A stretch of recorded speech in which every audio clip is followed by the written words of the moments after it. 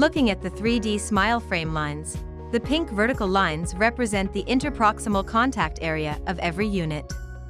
The curved line at the bottom of the frame is represented by the smile curvature of the future 3D smile design, and the one at the top is represented by the cervical margin of the future 3D smile design. Adjust the curvature of the smile frame 3D by slightly sliding the occlusal angled slider to the right until it reaches the desired curvature of your future design. Adjust the position of the smile frame upwards or downwards by using the arrow signs or laterally by using the arrows.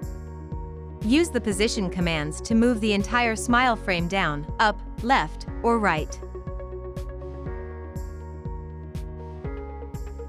To adjust the dental midline, use the midline slider. The dental midline in the 3D smile frame can be found as a vertical light green line. Scroll down for more.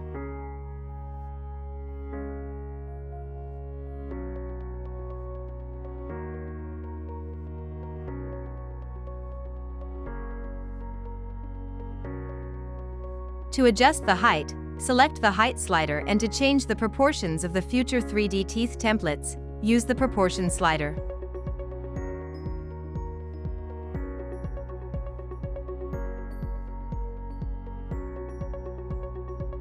Tap Next.